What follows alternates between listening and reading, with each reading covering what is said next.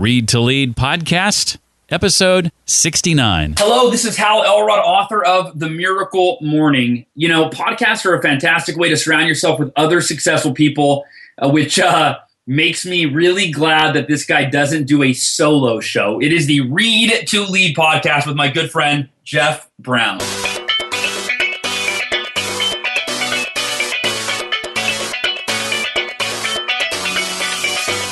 Honestly, Jeff, the thing that I've always struggled with all of this is feeling like an imposter. You know, so who am I to give anybody advice? Who am I to write books? Who am I to speak? Welcome to the Read to Lead podcast with Jeff Brown. Jeff believes that if you desire to achieve true success in business and in life, then consistent and intentional reading is a must. The Read to Lead podcast will not only help you narrow this ever-important reading list, but also bring you key insights and valuable feedback from some of today's most successful and inspiring authors. And now, here's Jeff. Hi, and welcome to the podcast dedicated to your personal and professional growth. And this week, just like every week, we sit down with a successful and inspiring author to discuss his latest book and his expertise on things like leadership, personal development, career, marketing, business, and entrepreneurship. In this episode, we'll chat with Kimanzi Constable, best-selling author of the book, Are You Living or Existing? 9 Steps to Change Your Life. I'll ask Kimanzi about how to identify your dreams, why reaching out to others for help is so hard and what to do about it, some of the common obstacles that often thwart attempts at major life change, and a lot more. At the time this episode is being published, nominations are still being accepted for the 10th Annual Podcast Awards happening in April at New Media Expo in Las Vegas. If you don't mind giving us 30 seconds of your time, we'd love it if you could nominate the Read to Lead podcast. Eligible for as many as 3 categories: People's Choice, Best Produced, and Best Business Podcast. If you'd like to give us your nominations, simply go to readtoleadpodcast.com/awards. I haven't mentioned this, I don't think, but maybe one other time, but I want to make sure you're a part of our group on Facebook. We're soon going to be shuttering our Facebook page, but recently I launched a Facebook group just for listeners of the show. In fact, occasionally, including yesterday, I gave away a copy of Dan Miller's latest book. To join the Facebook group, go to readtoleadpodcast.com/group. And before we welcome Kimanzi, please remember our sponsors. In their free app, Blinkist serves up written and now audio summaries of your favorite business books. In fact, if you go to the readtoleadpodcast.com website, there's a new widget there that allows you to check out one free summary every single day. To find out more about Blinkist, readtoleadpodcast.com/Blinkist. Don't forget, too, that there's still time to take advantage of the free 10-day trial at lynda.com, where thousands of video training on all kinds of subjects can be found. Take advantage of our free 10-day trial when you visit readtoleadpodcast.com/Lynda. That's LYNDA. In 2011, Kimanzi Constable was just about $200,000 in debt. His marriage, in his words, was falling apart and his children barely knew him. And, oh, by the way, the icing on the cake, he was about 170 pounds overweight. Skip ahead less than 4 years later, and he's an entrepreneur and author, having pulled up stakes in Milwaukee, Wisconsin, and moving to Maui, Hawaii. He now writes for Entrepreneur Magazine, The Huffington Post, and The Good Men Project, among others. And his latest book is called Are You Living or Existing? 9 Steps to Change Your Life. Kimanzi, welcome to the Read to Lead podcast. Thanks to you for having me, Jeff. I've been a big fan of this podcast for a long time. And to be honest, I was always thinking, man, maybe I should ask Jeff to be on the show. And I'm like, no, I'm not going to ask him. That's cheesy. So I'm glad you invited me. Well, I've had a chance to connect with you, of course, on social media, Facebook and Twitter and elsewhere, and sort of see you interact with other people. And there are a lot of folks who are really in your corner, a lot of folks who are excited for the success you're having. And I think a lot of that has to do with just your willingness to, I'm going to guess here, step out and just be willing to help other people without any expectation for anything in return. And just really being transparent and real with people. And to that end, just recently, I know you revealed on your website something you've been reluctant to talk about for a while. So can you share a little bit about it here and maybe some of the discomfort that you experienced, I would assume, leading up to making that decision? Yeah, absolutely. I've revealed a lot in my writing and my blog in the last 3 years of having that blog. But one thing that I had never mentioned anywhere that nobody knew is that I'm a high school dropout. And even writing those words and then putting them out in public, like I was cringing. And, you know, my wife usually, she's like, yes. And she saw that and she's like, are you really going to write about that? And I'm like, you know, there's other people out there like me that I suspect. And the issue is, you know, I'm a writer and I'm in public. So to tell people you're a high school dropout, you know, there's that fear. And I've honestly, Jeff, the thing that I've always struggled with all of this is feeling like an imposter. You know, so who am I to give anybody advice? Who am I to write books? Who am I to speak? Knowing that was in my closet. And so it's been 3 years of just battling those demons and just learning. And so now that it's out there, the emails that I received last night from people saying, you know, I'm there too. I went through that too. And then even the emails that have surprised me, Jeff, are the ones that say, hey, I'm an Ivy League lawyer and I'm still struggling with feeling like an imposter.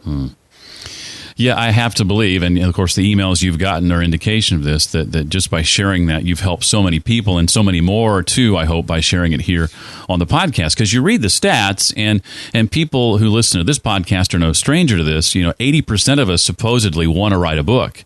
Oh, yeah. I definitely think if you have a book in you, you should write a book. You should put it out there to the world. The technology and what's available is so much easier and better for us than was available in the past.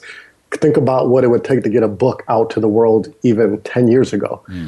Things have changed a lot. There's not that stigma with self-publishing like there were a few years ago. No, definitely not. And I self-published in 2011. I didn't even think about going the other route. I didn't dream about it. I didn't even want to attempt it. When I saw self-publishing was working, I'm like, that's the way that I'm going to go. Well, I want to begin with talk of the book with some of the questions that you pose, Kimanzi, in the book's introduction. What's the point? Why change your life? Why 9 steps? And who cares? Yeah, because I know in the past when I would have read a book like this about living or existing and making quote unquote radical changes in your life, you know, those are the questions that I would have thought. Like, who cares? You know, why do I care about you, these steps, this book? And what it took, honestly, Jeff, was my father died in 2012. He died at the age of 54. And he died suddenly, and we didn't know it was coming. And dealing with his death and being at his funeral, and we weren't close, Jeff. So he tried to reconcile our relationship in the last couple of years. And I was so bitter at him that I didn't want to do it. And then he died. And I sat at his funeral with so much regret in my heart from not even just listening to him, not hearing his side of the story, not hearing about the fact that his mother, my grandmother, had committed suicide using his chemistry set. And so he was messed up. He was so messed up emotionally. And I didn't know any of that. And I was at his funeral and it was too late, Jeff. I couldn't do anything about it. So that regret right there that I had, it made me realize that my whole life I was living a life of regret. I was overweight, as you said. I was in financial debt. I was doing something that I absolutely hated to do. And I didn't want to die that way. And so that's what the why is. Life is short. We know this in our minds, but I think we don't live that way. We don't live as if life is short. We don't live as if we're not going to get another chance at living life. We live like we have forever and we can get a lot of do-overs, but you can't get time back. So the why is the fact that life is short and you only get one crack at this. How do you really want to live your life? And I think this really dovetails nicely with last week's guest, Hal Elrod, the Miracle Morning author. And he has really helped me and I think a lot of listeners sort of recapture our mornings and make the most of those because they do so impact the rest of the day. And what Kimanzi is helping us with is what comes after that, by and large. In the first chapter, Identify Your Dreams, Kimanzi talks about the importance of baby steps. And I think probably you learned the importance of this lesson more than any other situation, Kimanzi, during your first attempt to lose weight. Is that safe to say? Oh, yeah, definitely. I was the best man at my brother's wedding. I was excited until we went to the tux fitting, and I couldn't fit in the tuxes. And it was embarrassing. And then the pictures were posted on Facebook of the wedding, and just seeing how big I gotten, I knew I needed to do something about it. So I went on a crazy extreme diet where I was eating 1,200 calories a day. I was actually only eating one meal a day, Jeff, and I'm not even kidding. Just one meal a day. I only ate lunch, and everything else was just water. And I was exercising for 4 to 5 hours a day before work and after work. And I lost 132 pounds in 6 months. It was really, really quick. But I didn't learn anything about being healthy. And so guess what? The next year, all that weight came back. Now, when I went through it the second time around to lose the 170 pounds, I just took baby steps. I set benchmarks. I learned what it meant to live a healthy lifestyle. And I just took little steps. And it took a long time. It took over a year. And it was very frustrating, and I was pretty impatient. But those baby steps really taught me what it means to live a healthy life and to really appreciate the journey. Well, another point made early on in the book is the importance of reaching out to others for help. And according to Kimanzi, many of us are reluctant to do this. So I'm curious to know, Kimanzi, why do you think that is? Is it fear of being perceived as weak or as a failure maybe, or something else? It could be all of those. Definitely, those are a factor. Maybe you want to be the lone wolf. I know, like me, I'm an introvert. So to reach out to other people, to write about things publicly, to even interview here, this is hard to do this, Jeff. It's hard to put myself out there like this, but I focus on why I'm doing this. I want to help people and help people that were with where I was. But just inside of us, it's hard to put that out there, to talk to other people, to get it out of our heads. We kind of want to work through it on our own. But there's so much value in reaching out, especially to people that are doing what you're doing and that can support you and encourage you. I know for me, and I've mentioned this even on as recent as last week's episode, the last year and a half has been all about being a part of a couple of really well-structured mastermind groups and being able to surround myself with those people who will speak into my life, who will speak up when I'm going down maybe what they perceive to be a wrong path, something that's not best for my life or my business, and can encourage me along the way. And is it safe to assume you have such a group in your life as well, or if not exactly a mastermind group, then something similar to that? Yes, I have my brother and 2 friends that have been with me from the beginning, from day one of even talking about any of this journey. So we didn't call it a mastermind, but we would talk every day while we all did service jobs. So we would talk every day for hours and talk about plans and dreams. And I even am part of a structured mastermind group, as you mentioned, which is run by our mutual friend, Jared Easley. Now, one thing that stood out to me, Kimanzi, in Chapter 2 was this quote: always ask yourself if what you're doing right now is taking away time from something that could better benefit your life. And as economists are quick to point out, there are opportunity costs with any decision we make. Spending time doing X means I've decided not to do Y, for example, right? Absolutely. There was a lot of times in the last 3 years that I did something that I thought would benefit me or benefit my journey or even my business, and it was just going down a rabbit hole. From the business side of things, Jeff, I did everything to generate an income at this. I did multi-level marketing, membership websites, paid masterminds, Google groups, and I did everything you could think of to make money because I wanted to leave that job so bad. But when I sat down and said, what do I really want to do? And my passion, more than anything, I would rather write. That's it. I would rather not speak. I'd rather not consult. Writing is my first love and my passion. And when I focused on that, that's when I was able to write the first book and the second book and really focus on the things that helped sell those books. Well, step 3 in these 9 steps has to do with eliminating the negative. And that can include relationships. And to some, I think this might sound elitist. Sometimes, we have to decide to sever a relationship or maybe 2. How did you go about dealing with that in your life, Kimanzi, without coming across or walking away feeling like, I'm better than you, so you can't be in my life anymore? This was really made clear to me early on when I started this journey. I wanted to make all these changes. I had a best friend. We were best friends since we were little kids. So we had grown up together, just best of buds. And I told him, hey, I really don't like where life is right now. I want to make these changes in my life. And before I could even get the sentence out, he was pointing out the 107 reasons why I couldn't do the things that I wanted to do in life. And I thought, okay, maybe he just doesn't get it. And as the weeks and the months went on, he was just always negative, and I found that it was feeding into my doubt and my fear that I had already had. And I knew that if I was going to do anything, I had to just purge myself of this negative. And I just simply said to him, look, man, we're in different places. I love you, I do. But for me to move on and do these things, to even get to the place of thinking about doing these things, we're going to have to part ways. I hope we can reestablish our connection sometime in the future. But right now, I just really have to stay positive, and I have to distance myself. And it hurt. I cried, and it was rough. And I thought about maybe I'm doing the wrong decision. But honestly, Jeff, as soon as I said that to him, I felt like a weight was lifted off my shoulder. And I started purging not only negative people, because that's hard, but negative habits. Like I watched a lot of TV. I stopped watching TV for a while so I could have the extra time that I needed.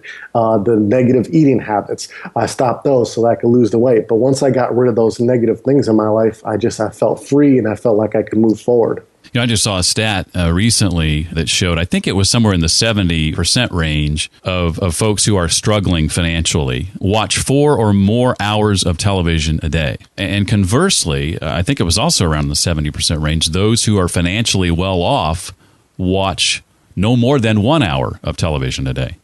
I believe it. You don't have time when you're busy. Yeah, and I think it's not only that, it's not only a time factor, but because I've changed my priorities, it's just not in the top 10 or 15 or 20 anymore. At the end of the day, I don't want to come to my deathbed and go, gosh, I'm glad I got to see all the episodes of Seinfeld before I'm gone, Well, chapter 4 launches into issues related to money. And so I have to ask, should someone who was nearly $200,000 in debt be doling out financial advice?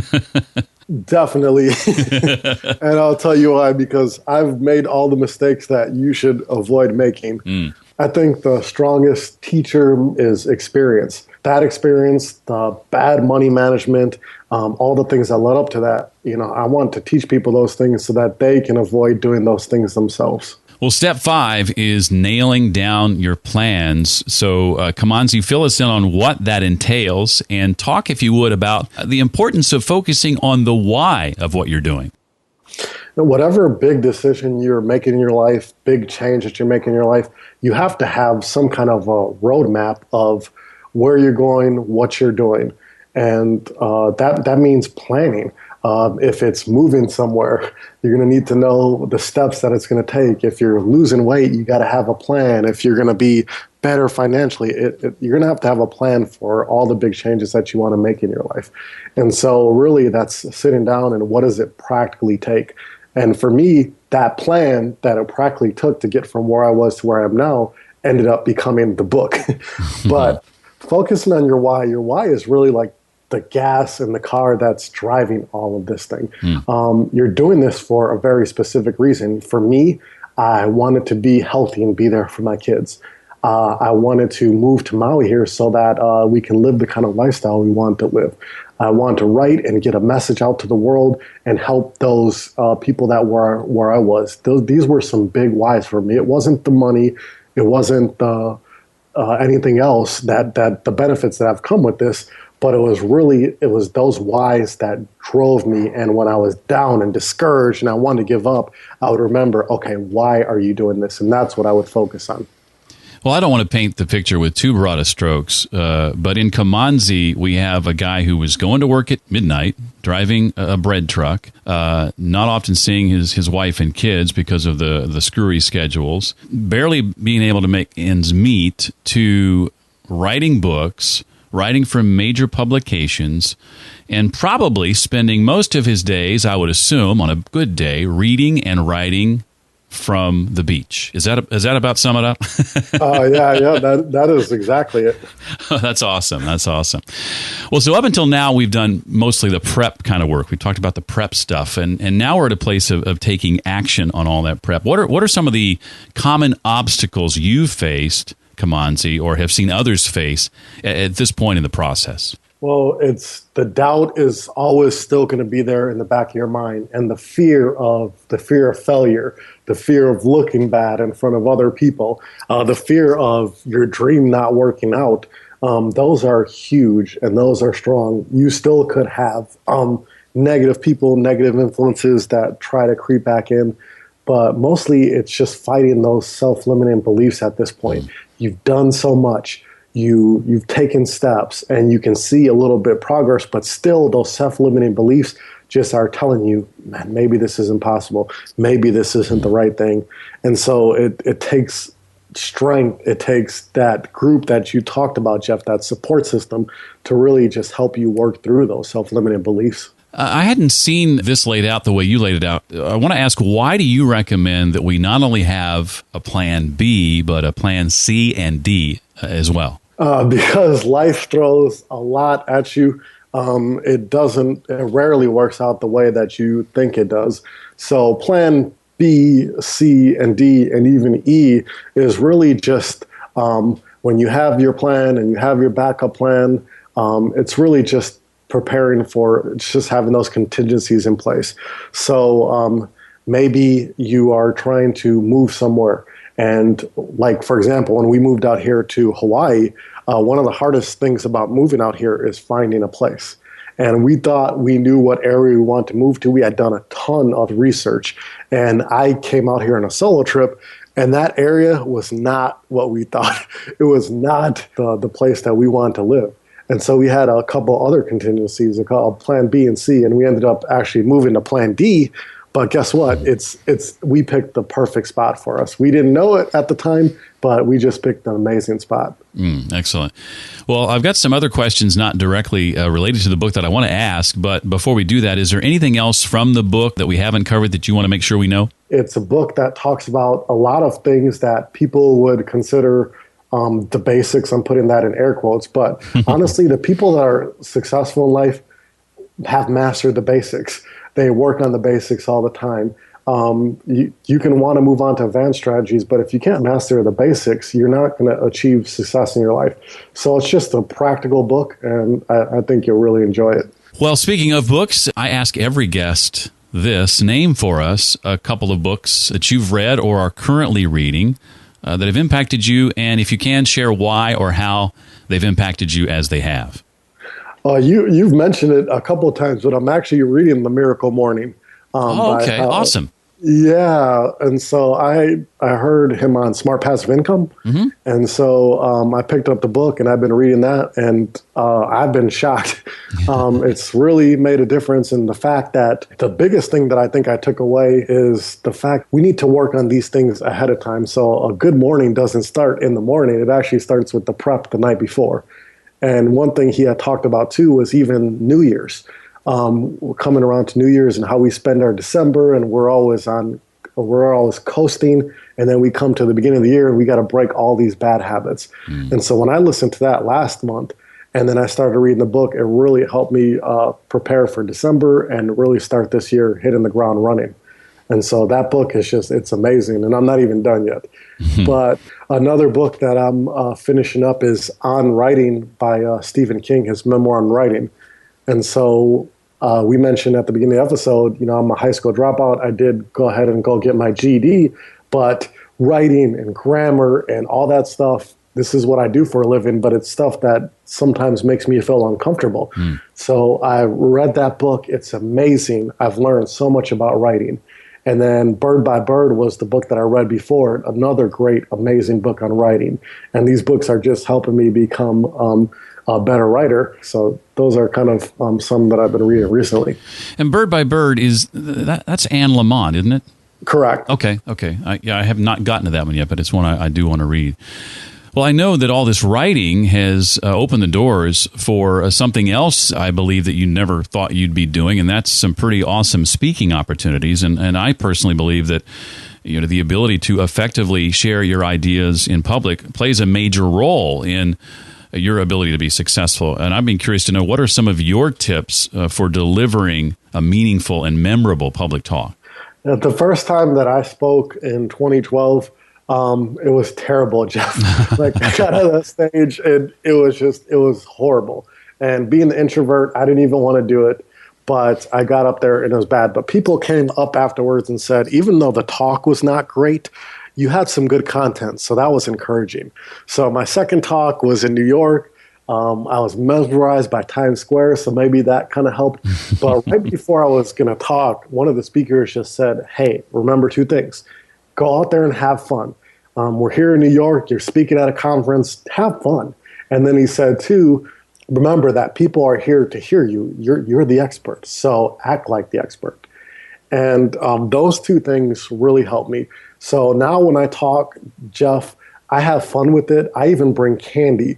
And so I ask a question and somebody answers it, I'll throw them some candy. And even though we're adults, we still love candy. Yes, we do. And there's been a few times when I'm throwing it to the back of the room and I've pegged people with candy, not on purpose. But it blows up on Twitter, Jeff. Like, people are tweeting about this, like he just hit somebody, and it just creates excitement. But the whole fun thing is because when you're up there and if you are tense and you're nervous and you're tight, the audience can feel that. They can feel what you're putting out there. And they're going to be tense and nervous and tight. And it's just not going to be a good energy for anybody.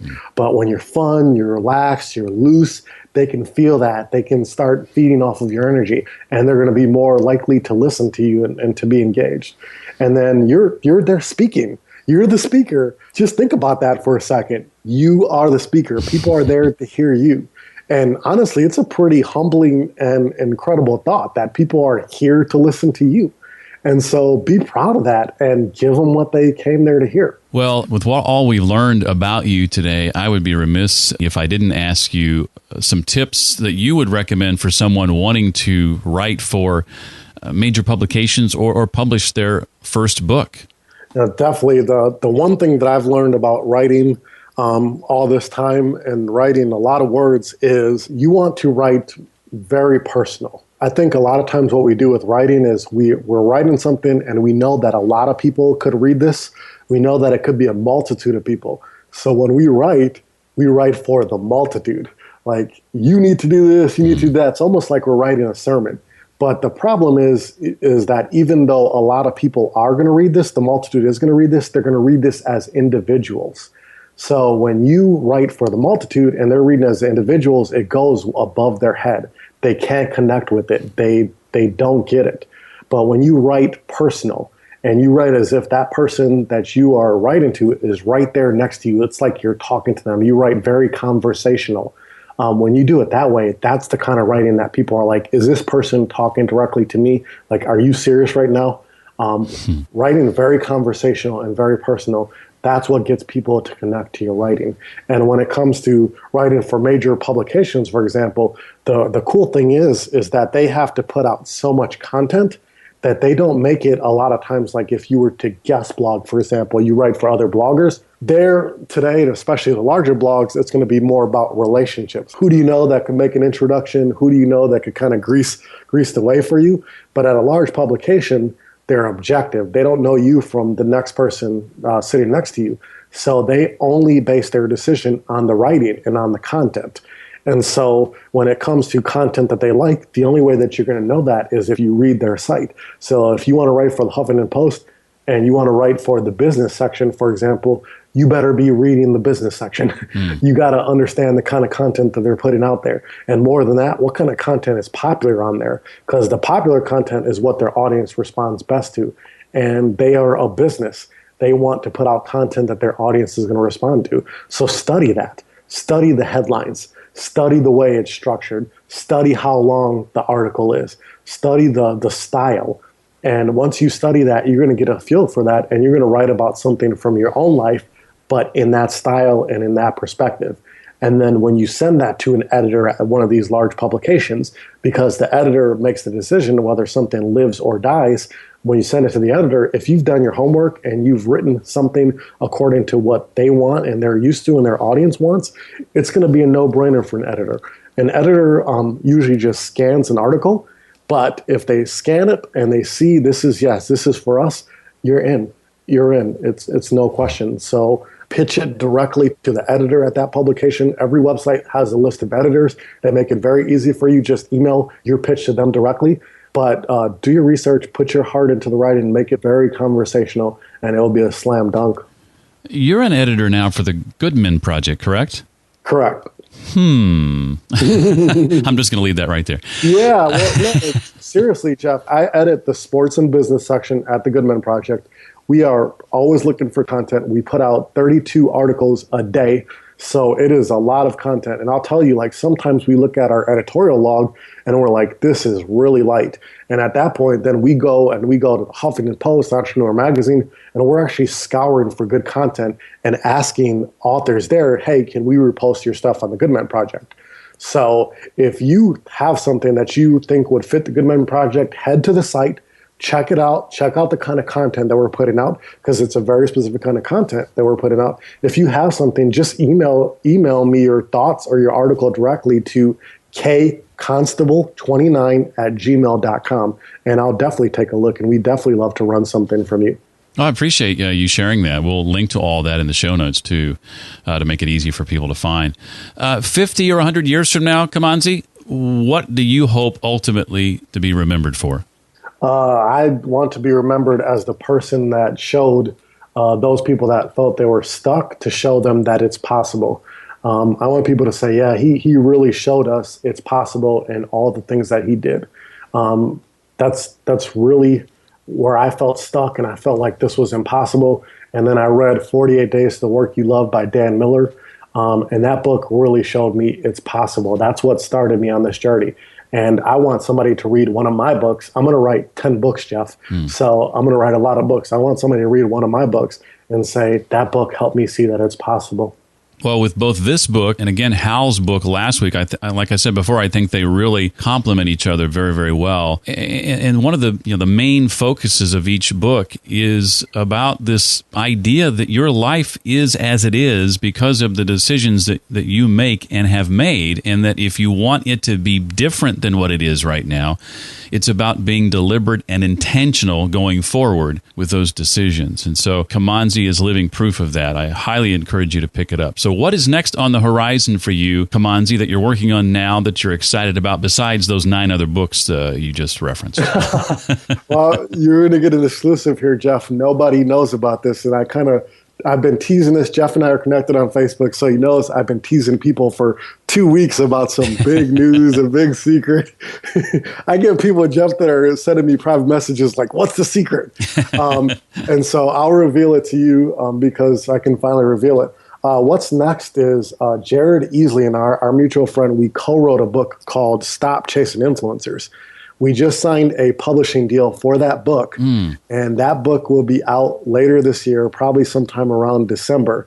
But our buddy Jared is going to be a first-time published author. This will be my second published book, and I'm excited for that book, Jeff. There's so much good stuff in that book, and I think so much that's going to help people. That's fantastic. Congratulations on that. We wrote that. We turned it in. I had a 4-book deal with my publisher. The X factor was kind of Jared and being a co-author, and are they going to sign him to a deal? And they signed him to a deal. We had to get all the paperwork signed before I could make it public because deals can fall apart pretty quickly in the publishing world. But we got all the things signed, and it's going to come out. And I'm excited for that later this year, Jeff. Well, we are too. And Kimanzi, thank you for being a part of the show. We appreciate you taking the time to be here today. Congratulations on all your success, and we look forward to keeping track of all the new and exciting things you're going to be doing going forward. Thanks so much for having me. I'm not just blowing smoke, Jeff. I'm a real big fan of this podcast, and I'm a real big fan of books.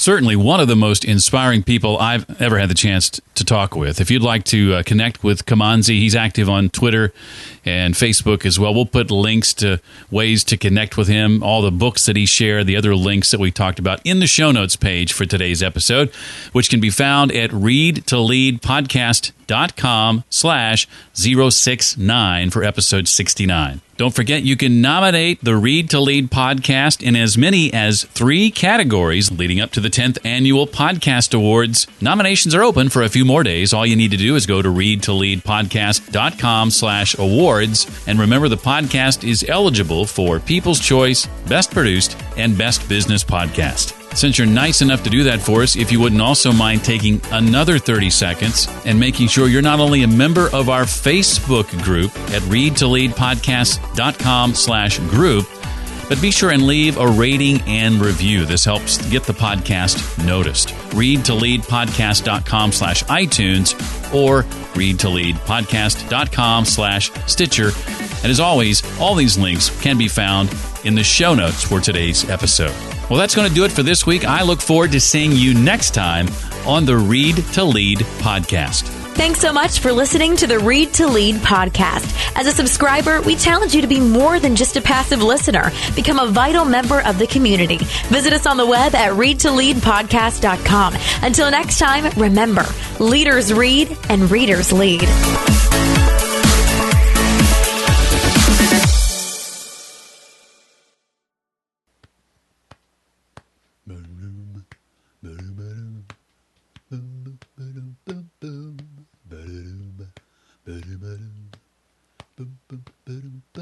Gonna get in my car, don't drive away, don't drive so far, don't, no one's gonna find me, don't put my foot on the gas, don't accelerate, don't drive so fast, no one's gonna catch me.